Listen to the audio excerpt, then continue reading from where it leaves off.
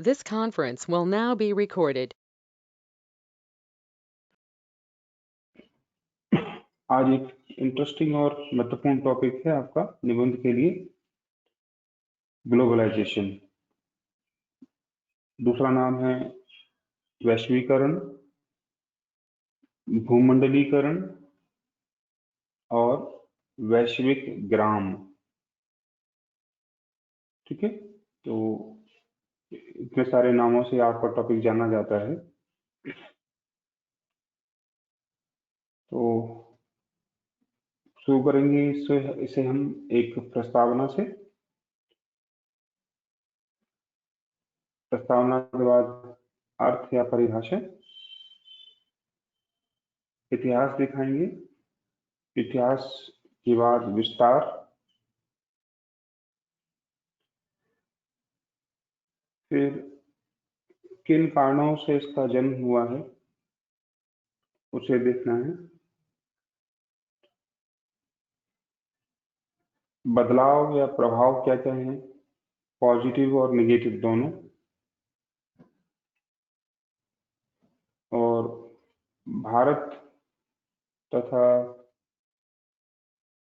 उत्तराखंड के संदर्भ में थोड़ा सा और समझेंगे इसे।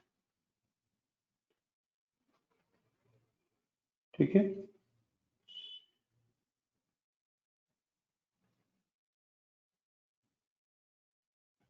तो ड्राफ्टिंग तैयार कर लिया आप लोगों ने इसकी।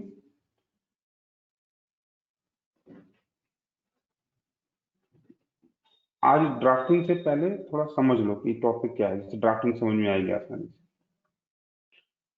भूमंडलीकरण पूरे विश्व का या पूरी पृथ्वी के प्रत्येक स्थान का एक दूसरे के साथ जुड़ जाना है।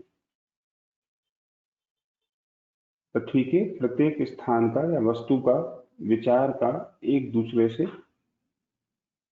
अंतर संबंध है, इंटरडिपेंडेंसी है, इंटर रिलेशंस। इस संदर्भ में आपको अपनी प्रस्तावना लिखनी है। प्रस्तावना लिखेंगे, उत्तराखंड का मंडवा। मंडवा आप समझते होंगे, झंगोरे की खीर, झंगोरा भी आप जानते हैं, इजराइल का अंगूर,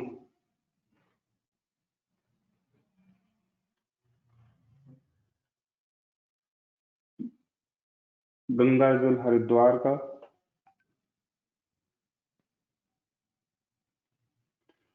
गंगा जल हरिद्वार का,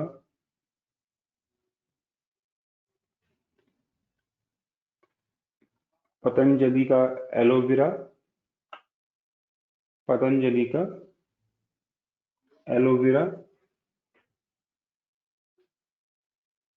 पिज्जा अमेरिका का, एप्पल डेनमार्क का, सेब इटली की मैक्रोनी,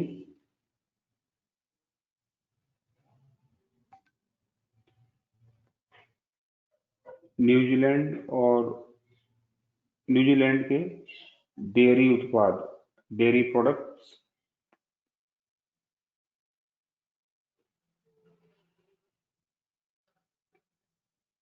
इत्यादि की उपस्थिति आज उनके बाजारों के साथ साथ, उनके स्थानीय बाजारों के साथ साथ विश्व के हर बाजार में दिखाई देती है या दिखती है। तो यहाँ तक समझ में आ गया। ये सब चीजें जो आपने लिखी वो कभी लोकल लेवल पर जानी जाती थी और बाहर के लोग सुनते थे और उम्मीद करते थे कि उन्हें भी मिलेगी, लेकिन संभव नहीं हो पाता था बड़ी मात्रा में। लेकिन आज बहुत आसानी से स्थानीय प्रोडक्ट्स दूसरे मार्केट्स में उपलब्ध हो जाते हैं। कॉमा करके आगे लिखें, पलक झपकते ही चीजें वस्तुएं या विचार पूरे विश्व में फैल जाते हैं,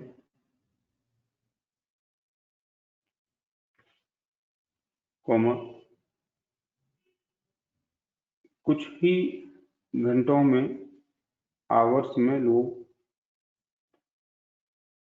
विश्व के एक कोने से दूसरे कोने में पहुंच जाते हैं।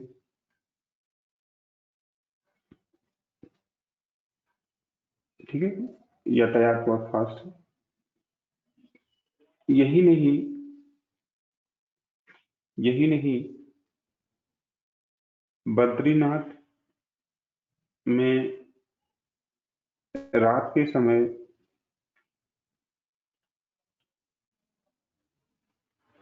बैठे पुजारी या रावल, वहां के पुजारियों को रावल कहते हैं ना, चार धाम के रावल, दिन के समय, अमेरिका के दिन के समय silicon valley, California, America, silicon valley में बैठे निशांत भट्ट के यहाँ ऑनलाइन पूजा कराते हैं। कोई भी नाम आप दे सकते हो जो आप चाहें, पूजा कराते हैं। सॉरी, कहने का आशय यह है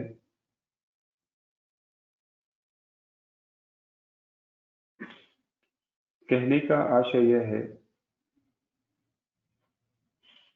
कि अब सब कुछ सब जगह पर है, सब कुछ सभी जगह पर है,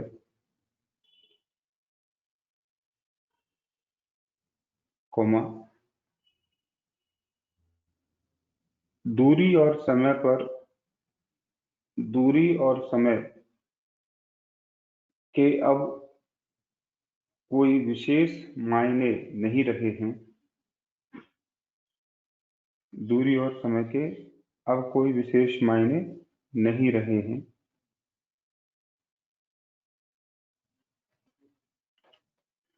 कॉमा सारा विश्व एक छोटे से गांव में बदल गया है।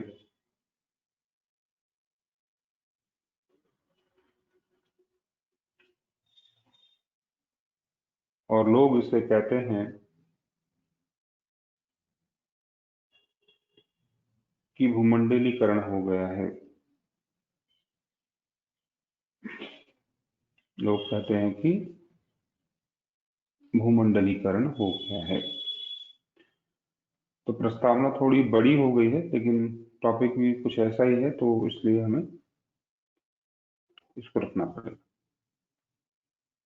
ठीक है, बहुत आइडियल प्रस्तावना बनी है आपकी इस बार।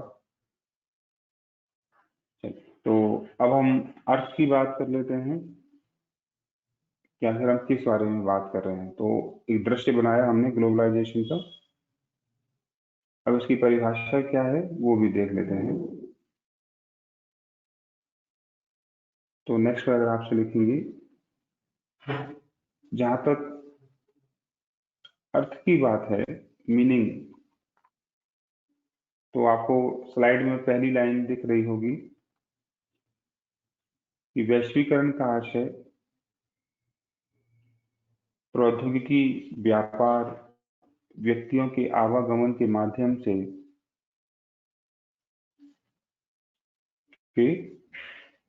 से वैश्विक वैश्विक अंतर संबद्धता की अधिक तीव्र अधिक तीव्र, विस्तृत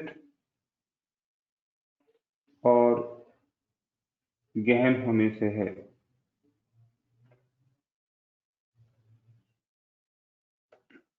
गहन होने से है,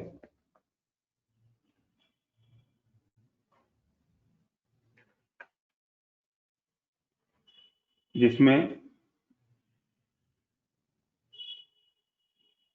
संपूर्ण विश्व और मानवता के मध्य संपूर्ण विश्व और मानवता के मध्य आर्थिक, राजनीतिक,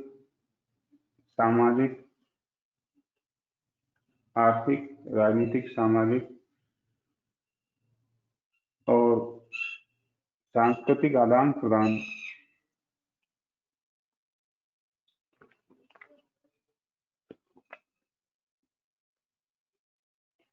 बिना किसी रुकावट के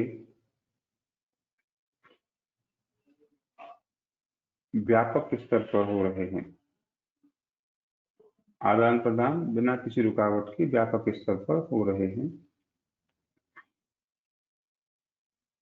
जिसकी धुरी है संचार क्रांति आधारित वैश्विक व्यापार संबंध। संचार क्रांति आधारित वैश्विक व्यापार संबंध,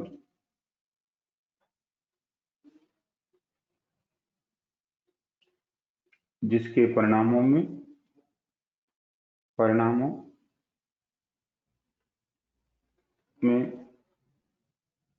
सार्वभौमिक होते विचार मूल्य, सार्वभौमिक होते वैचारिक मूल्य,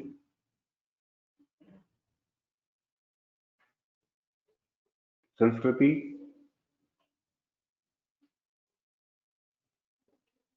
इत्यादि। तो आप समझें कि ग्लोबलाइजेशन है क्या। तो सभी लोगों का एक दूसरे से जुड़ जाना है, बिल्कुल ठीक बात है, लेकिन माध्यम क्या है। तो आपको आधार देना होगा कि वैश्वीकरण का जो माध्यम होने का जो माध्यम है वो है आपका प्रौद्योगिकी। इसके बिना संभव नहीं है। लेकिन प्रौद्योगिकी या टेक्नोलॉजी तो इन्वेस्टमेंट मांगती है, तो आप और हम बिना किसी लाभ के या लालच के इन्वेस्टमेंट तो करेंगे नहीं, है ना। हमें क्या पड़ी है कि हम अमेरिका के आदमी से बात करें बिना किसी लालच के। अमेरिका के आदमी को क्या लालच है कि वो अफ्रीका के किसी आदमी से दोस्ती करना चाहे फेसबुक के माध्यम से, है ना। तो इतना सब कुछ इतने बड़े स्तर पर होने के पीछे कोई ना कोई उद्देश्य जरूर होगा, और वो उद्देश्य है व्यापार, आर्थिक। तो वैश्वीकरण का आधार है अर्थव्यवस्था, जिसके लिए सब कुछ हो रहा है, संभव बनाया प्रौद्योगिकी ने। और हम जानते हैं, जैसा कि कार्ल मार्क्स ने कहा था, कि यदि आप किसी समाज की अर्थव्यवस्था बदल रहे हो, आधार जो कि आधार है, तो अगर आप किसी समाज की अर्थव्यवस्था बदलोगे तो पूरा समाज प्रभावित हो। समाज का विचार भी प्रभावित होगा, धर्म भी प्रभावित होगा, संस्कृति प्रभावित होगी, एजुकेशन प्रभावित, सब कुछ प्रभावित होता है यदि आप किसी समाज की अर्थव्यवस्था को बदल रहे हैं तो। ठीक है। तो इस तरह से हम देख रहे हैं संचार तकनीकी आधारित आर्थिक लाभ के लिए लोग मुख्यतः एक दूसरे से जुड़ रहे हैं, समय और दूरी को कम कर पा रहे हैं। हाँ, ये अलग बात है कि फिर इससे सामाजिक, सांस्कृतिक, वैचारिक परिवर्तन भी हो रहे हैं। तो उम्मीद करते हैं कि आपको यहाँ तक स्थिति क्लियर होगी। ठीक है फिर। तो अर्थ के बाद थोड़ा सा हम इतिहास की तरफ चलते हैं, या विस्तार की तरफ, विकास की ओर चलते हैं। तो अगले हेडिंग में हम लोग इसका विकास दिखा रहे हैं। एक प्रक्रिया के तौर पर तो ये प्राचीन और मध्यकाल में भी दिखाई देता है, जब सिंधु घाटी सभ्यता के लोग मेसोपोटामिया से जुड़े हुए थे, है ना।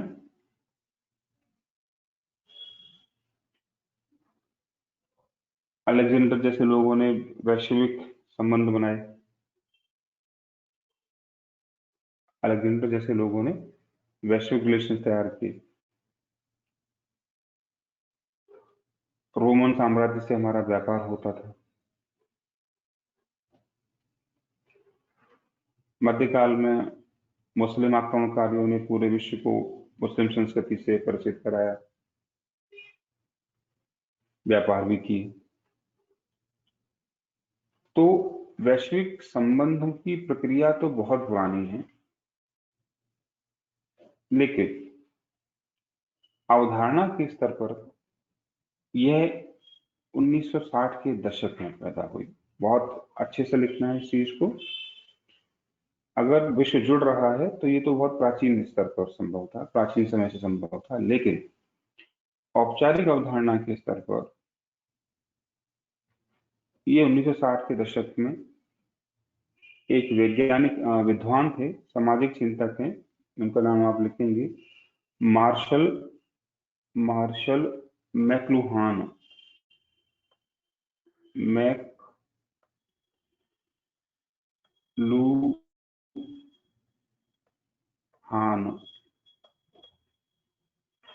ठीक है। इन्होंने अवधारणा दी थी पहली बार वैश्विक ग्राम की, ग्लोबल विलेज। वहां से ये शब्द एक आकार लेता चला गया है। ठीक है। तो मार्शल मैक्लुहान ने वैश्विक ग्राम शब्द 1960 के दशक में दिया। उसके बाद तकनीकी ने इसे और तीव्र बनाया, तकनीकी ने इसे तीव्र बनाया, कॉमा, अर्थव्यवस्था ने व्यापक किया, और परिणाम संपूर्ण विश्व पर जीवन के प्रत्येक क्षेत्र में सब कुछ बदलने लगा, सब कुछ जुड़ने लगा।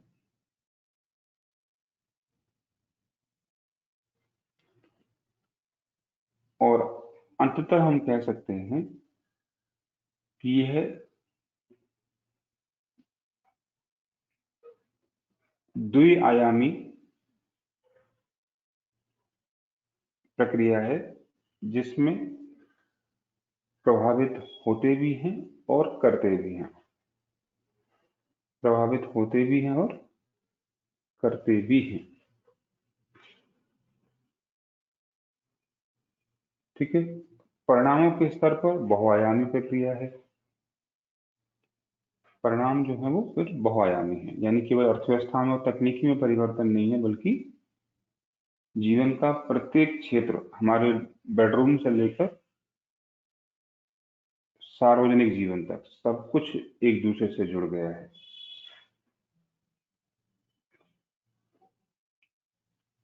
क्लियर है? तो यहां तक अगर कोई डाउट है तो आप लोग पूछ लें कि ग्लोबलाइजेशन क्या चीज है।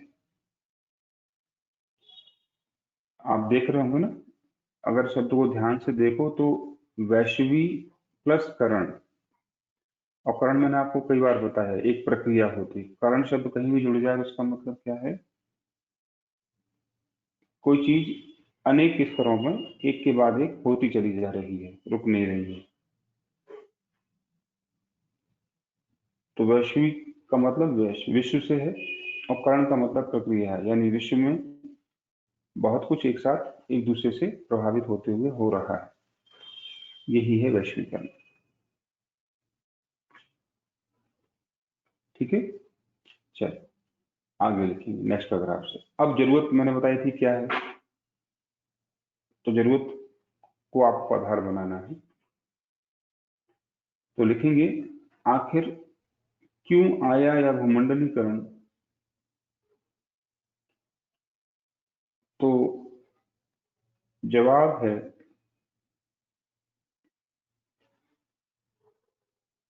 उदारवाद की विचारधारा। उदारवाद की विचारधारा। देखो, उदार शब्द जीवन में कहीं भी प्रयोग करो या सुनो तो इसका सीधा मतलब है कि नियमों में ढील। लोग अपने आप को बदल रहे हैं।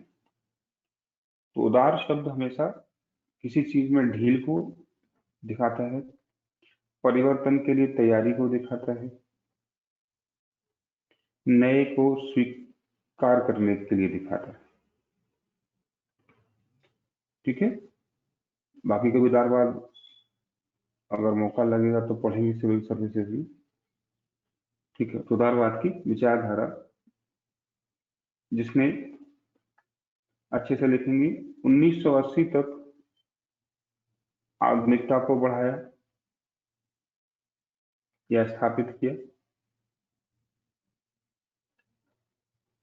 90 के दशक को उत्तर आधुनिक बनाया, 90 के दशक को उत्तर आधुनिक बनाया और उसके बाद से लेकर वर्तमान तक समय को वैश्वीकृत कर दिया है, समय को वैश्वीकृत कर दिया है, जिसमें भौगोलिक दूरियां कम हुई हैं,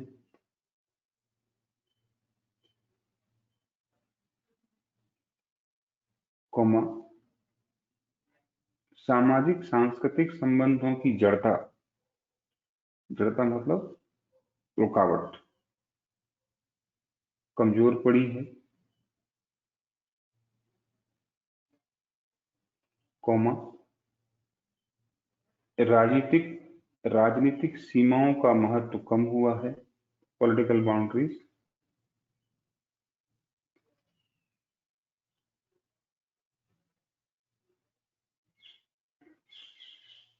ठीक। नेक्स्ट लाइन,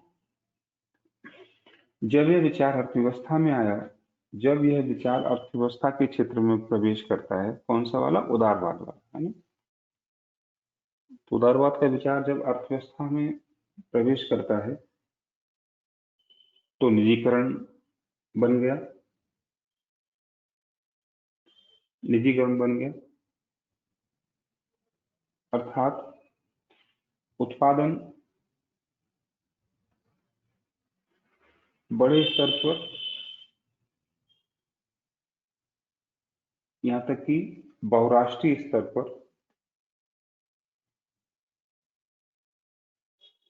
कंपनियों के माध्यम से कराया गया या हुआ, तो बहुराष्ट्रीय कंपनी। ठीक है,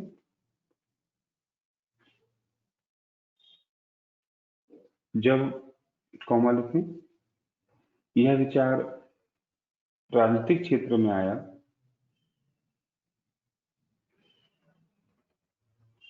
तो राष्ट्रीय सीमाएं कमजोर हुई। अब राष्ट्रीय सीमाएं कमजोर होने का उदाहरण आप समझ लो, वहां तो नहीं देना है, आपको समझना जरूरी है कि आज देश एक दूसरे की भौगोलिक सीमाओं को छोड़कर क्या कर रहे हैं? ग्लोबलाइजेशन में एक दूसरे के पास आ रहे हैं, है ना। ये उदाहरण आप देख लेंगे यहाँ पर, ये जो सर्कल दिखाई दे रहा है आपको, ये है यूरोपियन यूनियन, है ना, यूरोपियन यूनियन। और आप जानते हैं इसमें बहुत सारे देश शामिल हो गए हैं, उनकी एक मुद्रा है ना, एक बैंक है। यानी क्या किया, अपने जो देश हैं उनको तो जिंदा रखा, लेकिन बाकी मामलों में सब एक दूसरे के कॉमन हो गए। इससे इन्हें लगता है कि विश्व को हमें लाभ मिलेगा। ठीक है, G5, G10, G20, ये सब उदाहरण है इस चीज के कि जिन देशों में कुछ कॉमन है। आसियान आपने नाम सुना होगा, यानी एक पर्टिकुलर क्षेत्र के लोग एक दूसरे के साथ मिलकर सब कुछ कॉमन करने के मूड में है। ठीक है, जहां पहले हमारा हमारा मेरा मेरा होता था, मेरा देश, मेरी मुद्रा, मेरा बैंक, मेरी मिलिट्री, अब लोग कह रहे हैं कि हमारी मुद्रा, हमारा देश, हमारे देश हमारी मुद्रा, ठीक है। तो अपने छोटे छोटे अंतरों को जिससे वो जुड़े रहते थे उनको समाप्त किया और एक कॉमननेस, एक समानता डेवलप की, ठीक है। अब राष्ट्र राज्य जरूरी नहीं है, अब अर्थव्यवस्था जरूरी है। और आप देख रहे हैं भारत चाइना के बीच में ये झगड़ा हुआ, युद्ध का माहौल बना, लेकिन बदला किससे लिया गया? अर्थव्यवस्था के स्तर पर लिया गया। बात समझ में आ रही है? यानी अब एक देश दूसरे देश से युद्ध नहीं करना चाहता, अगर बदला लेना चाहता तो कहाँ लेगा? आर्थिक क्षेत्र में बदला लेगा। तो 59 ऐप रोक दिए, कंपनियों को ठेके रद्द किए जा रहे हैं। तो आज चीन को सबक सिखाने के लिए पॉलिटिकल वॉर की जरूरत नहीं है, इकोनॉमिक वॉर की जरूरत है, ठीक है। ये है ग्लोबलाइजेशन का इम्पैक्ट। तो वापस आए वहां पर अपने टॉपिक पर। जब राजनीति में आया तो राष्ट्रीय सीमाएं गौण हो गई और आर्थिक लाभ के लिए इन देशों ने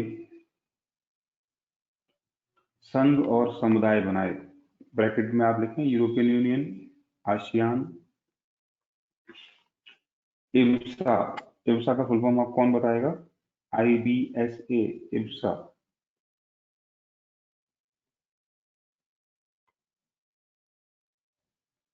नाम सुना है इब्सा का? IBSA। हाँ अवनी, क्या क्या है? India, Brazil, south Africa. हाँ ठीक है। तो अब इस तरह के समुदाय या संघ बन रहे हैं। चलिए, इसके लिए लोकतंत्र और मानवाधिकारों को अनिवार्य माना गया है। पूरा विश्व मानता है कि ग्लोबलाइजेशन में हमें अपने राज्य को कैसा बनाना होगा? लोकतांत्रिक बनाना होगा। बिना लोकतांत्रिक बनाए हुए हम अपने राज्य को विश्व से नहीं जोड़ पाएंगे। मानवाधिकारों की का सम्मान करना होगा अगर हम पूरे विश्व से जुड़ना चाहते हैं तो। कॉमा, फिर से हम लिखते हैं माध्यम क्या है? कॉमा, तकनीकी क्षेत्र में छोटी छोटी सिलिकॉन चिप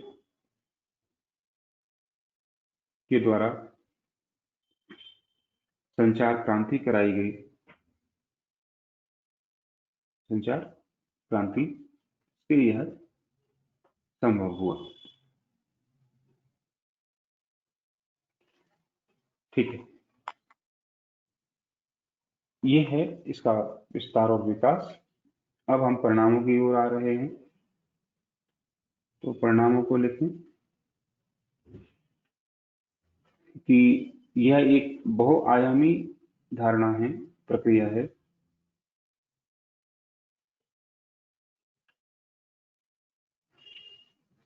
जो किसी राष्ट्रीय सीमा को नहीं मानती।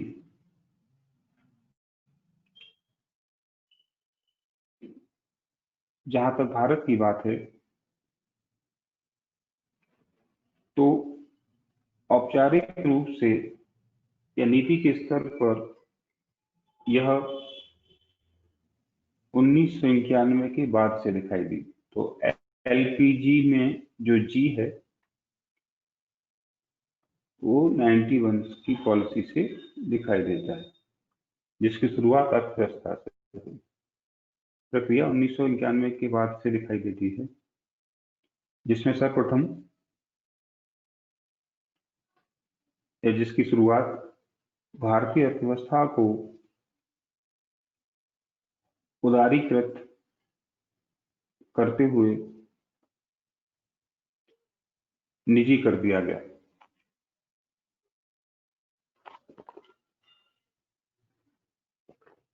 जिसके एजेंट बने, एजेंट को हिंदी में अभिकर्ता कहते हैं, अभिकर्ता। जिसके एजेंट बने सूचना और संचार क्रांति, बहुराष्ट्रीय कंपनियां, पूंजीवादी अर्थव्यवस्था और पॉप कल्चर। पॉप कल्चर का मतलब हम आगे समझेंगे, विस्तार से चर्चा करनी है इस पर आप। पॉप कल्चर, ठीक है। तो विश्व के साथ साथ हमने भारत का इतिहास भी थोड़ा सा जोड़ दिया है इसमें। हम बात प्रभावों की कर रहे थे, तो प्रभावों को देख लेते हैं, ठीक है। तो नेक्स्ट पैराग्राफ से लिखेंगे, जहां तक प्रभावों की बात है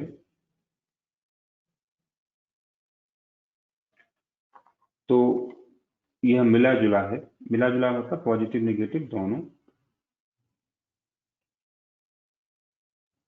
जहां एक और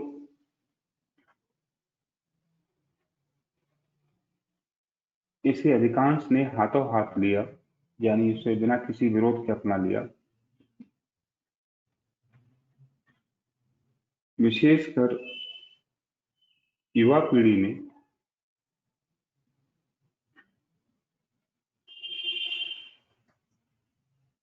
तकनीकी विकास के रूप में, तकनीकी विकास मानते हुए युवा पीढ़ी ने इसे न केवल अपनाया बल्कि इसका अगुआ। आज युवा पीढ़ी ही वैश्वीकरण की क्या है, प्रतिनिधि है। अगुआ मतलब रिप्रेजेंटेटिव, लीड करने वाली।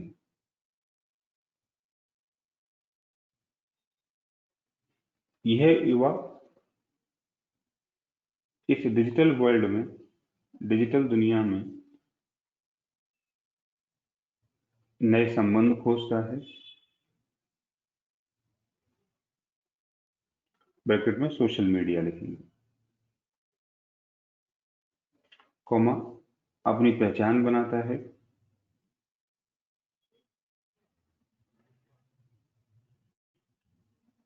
हजारों लाखों नए मौकों को तलाशता है,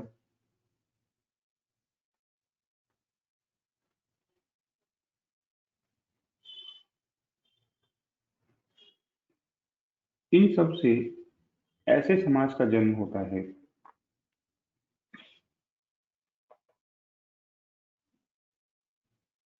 इन सब से ऐसे समाज का जन्म होता है। वो आपको अपनी स्लाइड में देखना है, ठीक है। कैसा समाज है तो आप देखेंगे, जिसने क्या किया है, बहुसंस्कृतिवाद को और समाज की विविधता को बढ़ा दिया है, जिसने समाज की विविधता, डायवर्सिटी को और बहुसंस्कृतिवाद को प्रोत्साहन दिया है। बहुसंस्कृतिवाद का मतलब अब एक घर के अंदर कई संस्कृति के लोग मिल जाएंगे। पहले घर में एक संस्कृति मिलती थी, अब एक घर में कई संस्कृति के लोग मिलेंगे, एक घर में कई लोग मिलेंगे। आपके फेसबुक, ट्विटर और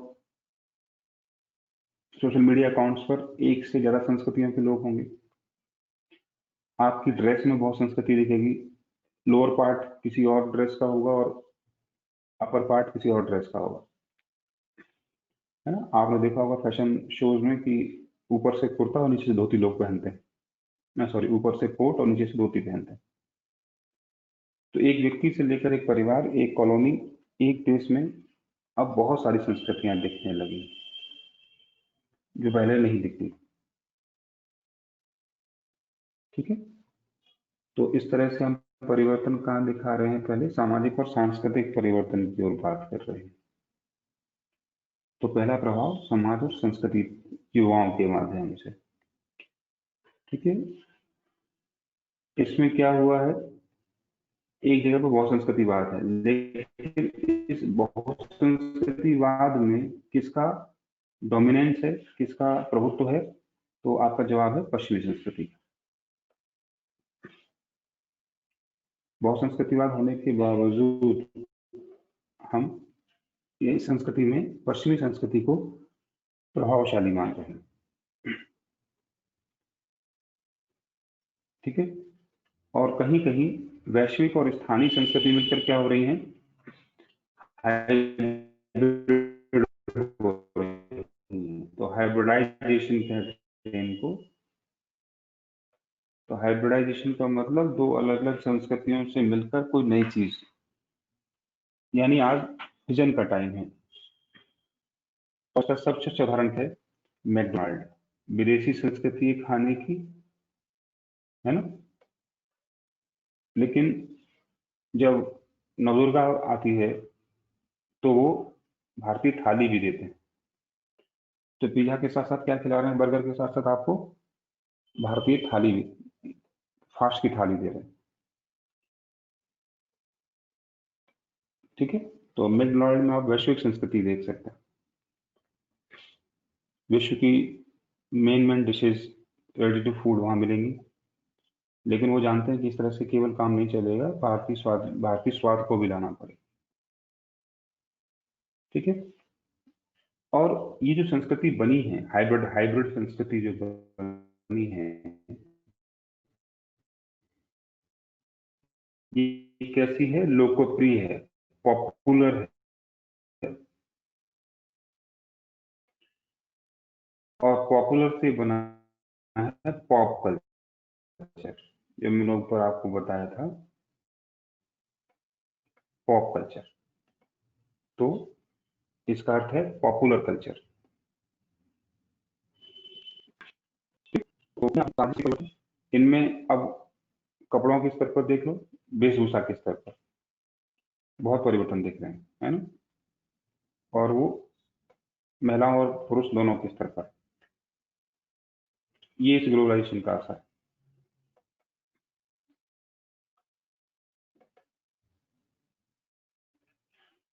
ठीक है, हम थोड़ा सा और आगे बढ़ते हैं। प्रभावों की बात कर रहे थे, प्रभावों को और विस्तार देते हैं।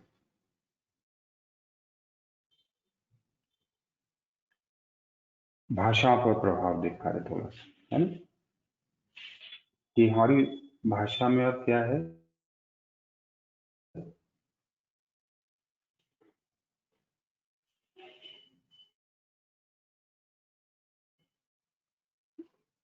भाषाओं में अब वैश्विक भाषा का यूज कर रहे हैं, यानी इंग्लिश अब बहुत कॉमन हो चुकी है, और उसके चलते अब अपनी मातृभाषा को हम छोड़ रहे हैं। ठीक है, अब सोच के ऊपर है, विचारधारा के स्तर पर है। विचारधारा कौन सी है, पूंजीवादी विचारधारा, जिसमें नैतिकता कम हुई है। ठीक है,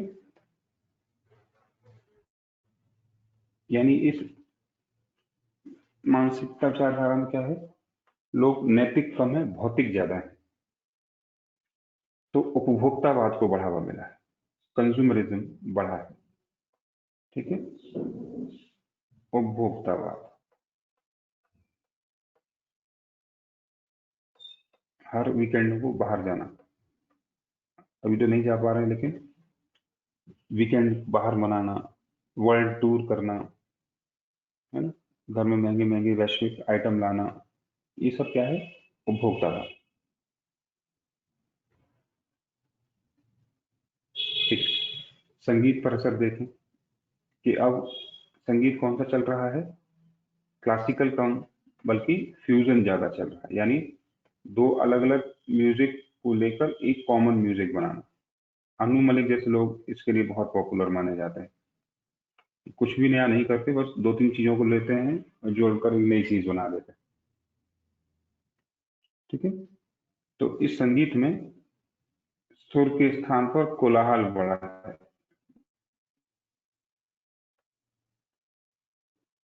शोर शराबा बढ़ा, ये देखें। ठीक, अगला प्रभाव सामाजिक प्रभाव में महिलाओं के ऊपर दिखा दें कि महिलाओं ने इसका लाभ उठाया है और अपनी स्थिति को मजबूत किया है। एक और उनको अपनी पहचान बनाने का मौका मिला। क्यों, क्योंकि वैश्वीकरण अर्जित योग्यता पर बल देता है। तो जो भी जिसके पास अपनी कैपेसिटी है, योग्यता है, उसके आधार पर वो विकसित हो सकता है। तो महिलाएं, दलित वर्ग, जो परंपरागत वर्ग थे पिछड़े, उन्होंने अपनी योग्यता के दम पर इन अवसरों का लाभ उठाया है। ठीक है।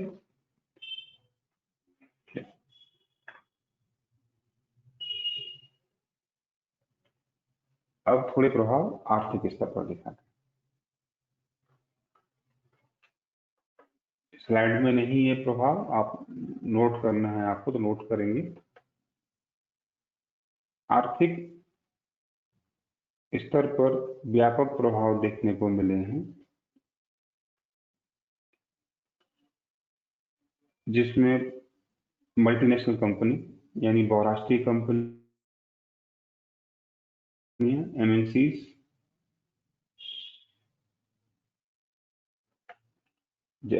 और अन्य संस्थाएं, अन्य वैश्विक संस्थाएं जैसे वर्ल्ड बैंक, WTO,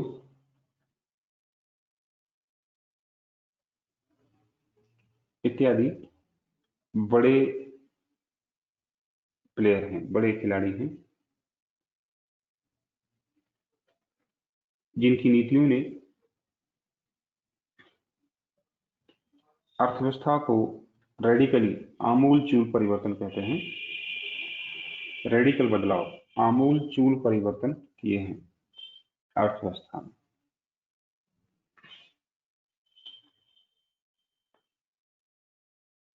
ठीक है, और उसके लिए आपको इस स्लाइड नोट करने हैं। क्या परिवर्तन हुए हैं कि विश्व की अर्थव्यवस्था जुड़ी है। अमेरिका में मंदी आती है तो पूरा विश्व प्रभावित होता है। ठीक है, भारत के लोग होली मनाते हैं तो पिचकारी कहाँ की होगी? चाइना की होगी। भारत के लोगों को अगर दीपावली मनानी है तो दिए कहाँ के होंगे? चाइना के होंगे। ठीक है, तो हमारा घर इस अर्थव्यवस्था का प्रभाव दिखाई देता है। हमारे घर में ये अर्थव्यवस्था के परिवर्तन साफ साफ दिखाई देते हैं। कैसे दिखाई दे रहे हैं? तो हमारे घर का युवा आज रात में कॉल सेंटर में काम करता है। हमारे हस्बैंड या घर का जो मेल है या फीमेल है, वो नाइट शिफ्ट करते हैं, नाइट शिफ्ट, वर्किंग शिफ्ट, दिन में सोते हैं। हर देश आज ताकतवर कब माना जाता है? जब उसके पास FDI, फॉरेन डायरेक्ट इन्वेस्टमेंट, विदेशी प्रत्यक्ष विदेशी निवेश उसके पास, तब वो ताकतवर माना जाता है। ठीक है, शेयर बाजार में FDI ही किसी देश की अर्थव्यवस्था की मजबूती का प्रतीक मानी जाती है।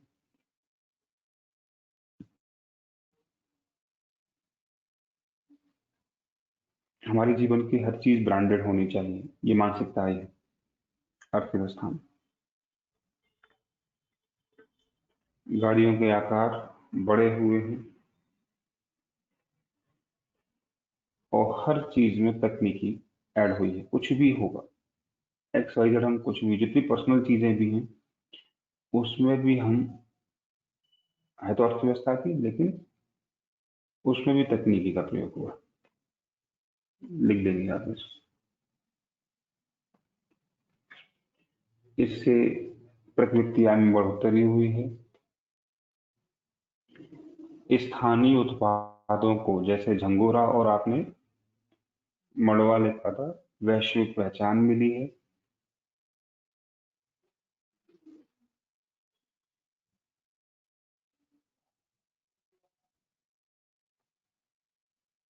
ठीक है, वैश्विक प्रतिस्पर्धा बढ़ी है।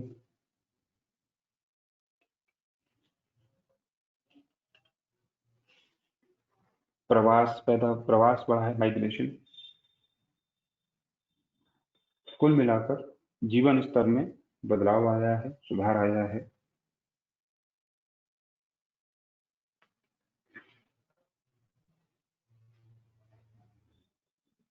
गरीबों को लाभ मिला है। तो ये आर्थिक परिवर्तन आपने दिखा दी।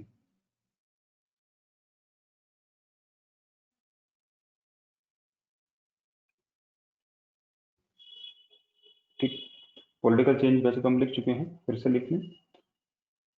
राजनीतिक क्षेत्र में अब किसी देश की सरकारों की नीतियां बहुराष्ट्रीय कंपनियों के प्रभाव से बनती हैं।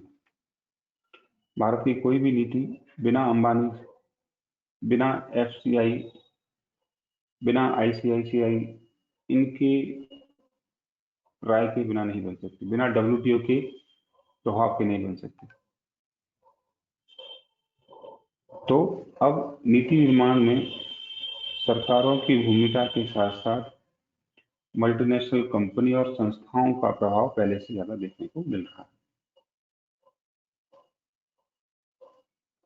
नेक्स्ट, अब युद्ध की जगह, आमने सामने के युद्ध की जगह आर्थिक लाभ के लिए सरकारें लड़ रही हैं। वर्तमान भारत चाइना का उदाहरण मैंने आपको दिया। अगर यही झगड़ा अगर 1960 के आसपास होता तो युद्ध हो जाता अभी तक, लेकिन ऐसा नहीं हो रहा। ठीक, तो ये आपके परिणाम है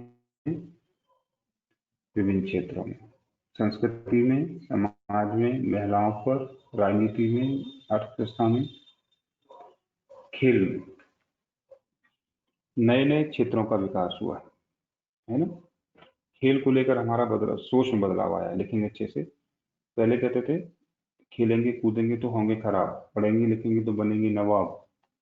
अब उल्टा हो गया। जिन क्षेत्रों को अभी तक बेकार का मानकर रोका जा रहा था, उन क्षेत्रों में आज अधिक संभावनाएं हैं, है ना। आज ये खेल वैश्वीकरण के रिप्रेजेंटेटिव बन गए, और इसका सबसे अच्छा उदाहरण है आईपीएल, है ना।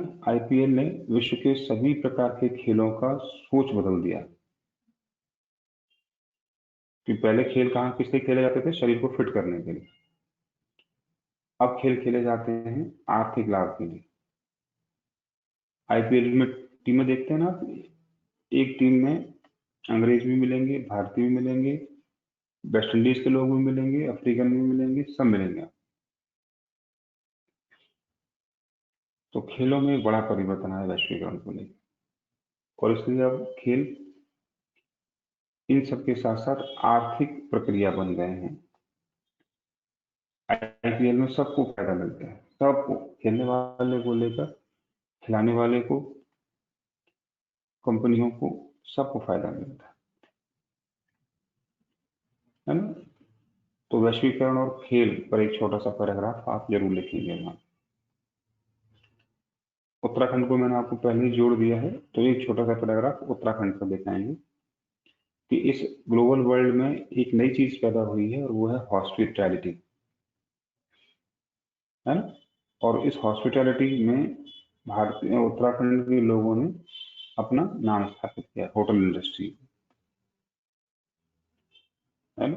तो यहाँ के लोगों का आप देखेंगे कि देख सकते हैं कि किसी भी बड़े से बड़े होटल में आप आसानी से किसी उत्तराखंड के व्यक्ति को किसी न किसी रूप में वहां उपस्थित होते हुए देखिए, खाना बनाने से लेकर मैनेजमेंट तक। दूसरा, उत्तराखंड का प्रभाव टूरिज्म। इस वैश्वीकरण ने क्या किया है, उत्तराखंड के कई टूरिस्ट प्लेसेस को ग्लोबल बना दिया। जैसे योग का एग्जाम्पल, योग आज क्या है, पूरे विश्व को जोड़ने का एक जरिया है। तो इस योगा में उत्तराखंड का एक बड़ा योगदान है, पतंजलि का योगदान। इसी ग्लोबलाइजेशन ने आयुर्वेद को फिर से स्थापित कर दिया। आज आयुर्वेद की मांग पूरे विश्व में है। कोरोनिल का एग्जाम्पल आप दे सकते हैं। ठीक है, तो एक छोटा सा पैराग्राफ उत्तराखंड के संदर्भ में जोड़ दें। दूसरी ओर कुछ नकारात्मक प्रभाव भी हैं, वो भी आपको दिखाने हैं। ये तो सकारात्मक थे।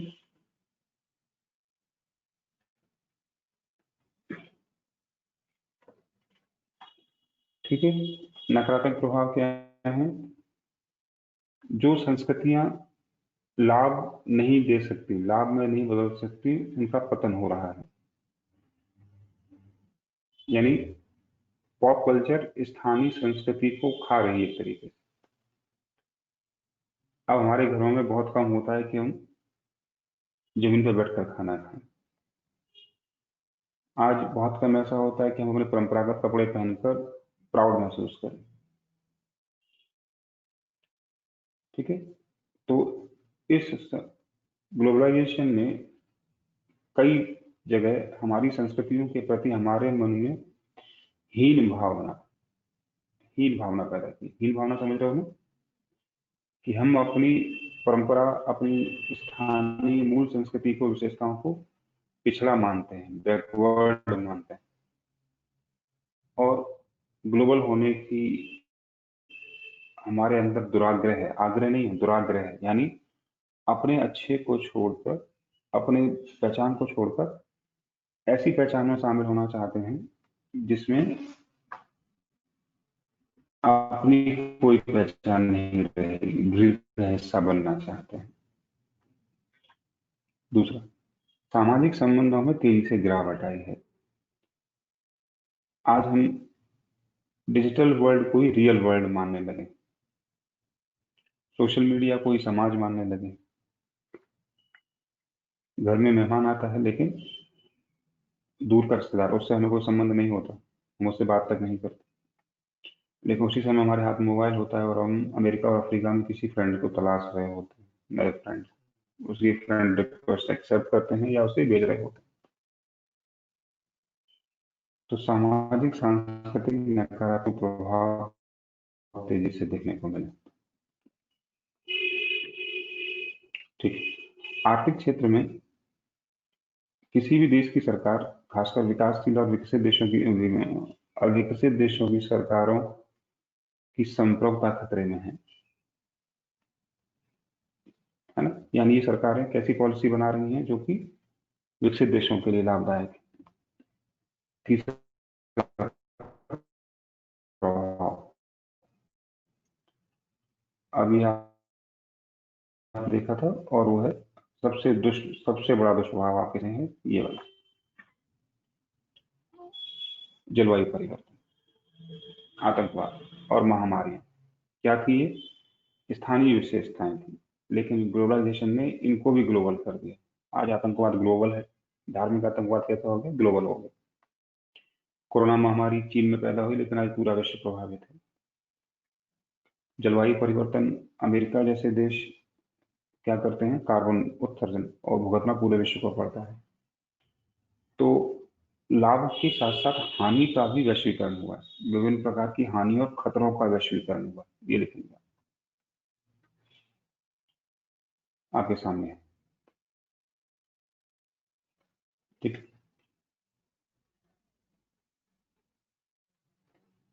अगला है प्रतिस्पर्धा और योग्यता के कारण मानवीय मूल्य कम हो रहे हैं। ये विचार बहुत ज्यादा प्रभावी हो रहा है आज की डेट में, है ना। इससे क्या होगा? मानवीय मूल्यों पर दुष्प्रभाव पड़ता है कि लोग सफल होने के लिए कोई भी कीमत चुकाने को तैयार हो जाते हैं। तो मानव का महत्व कम है, उपलब्धियों का महत्व ज्यादा है।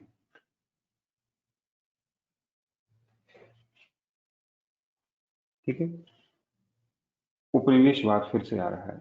ग्लोबलाइजेशन को विकासशील और अविकसित देशों के लिए क्या माना जाता है? नए प्रकार का उपनिवेशवाद, कॉलोनिज्म। यानी फिर से नए तरीके से देशों को गुलाम बनाए जाने की प्रक्रिया है।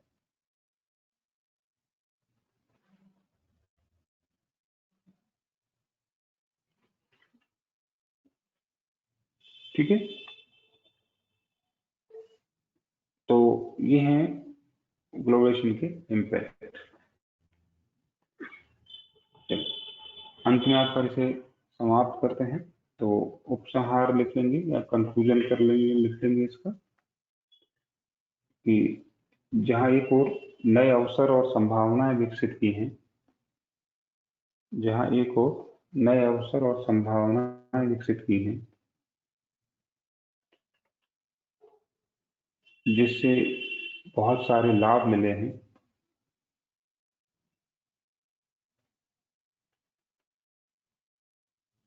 इन लाभों को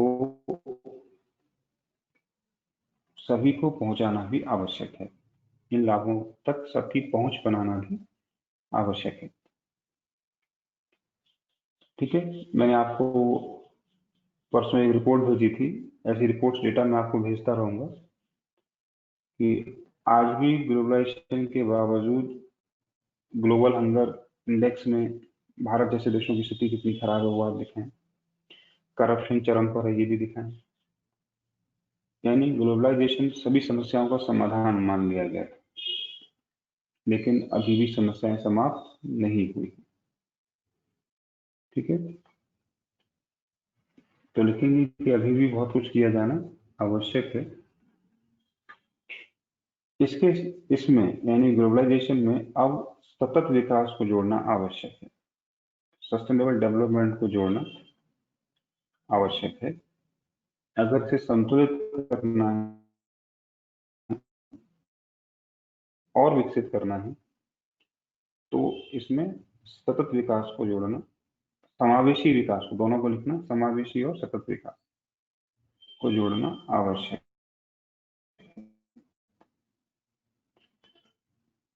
और अंत में सामने लाइन है जिससे आप समाप्त कर सकते हैं, जो मैंने अभी लिखवाया अभी आपको। भारत को अगर एक वैश्विक ताकत बनना है तो इस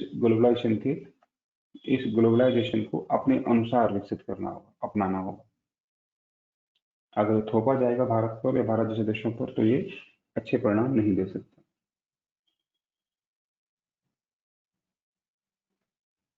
ठीक है, अंततः ग्रामीण शहरी विकास, लैंगिक और सामुदायिक स्तरों पर मानव का विकास, मानव पूंजी का विकास जब तक नहीं होगा तब तक ग्लोबलाइजेशन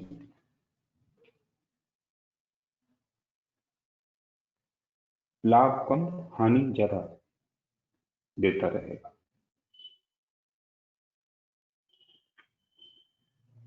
ठीक है, चलिए कल हम टेस्ट रखेंगे, टाइमिंग बता देना, निबंध पर टेस्ट रखेंगे, 2 निबंध पूछे जाएंगे आपसे, 750 शब्दों में लिखना है। ठीक है, तो जो भी सूटेबल टाइमिंग हो आप लोगों को वो टाइम आप ग्रुप में अपडेट कर दें।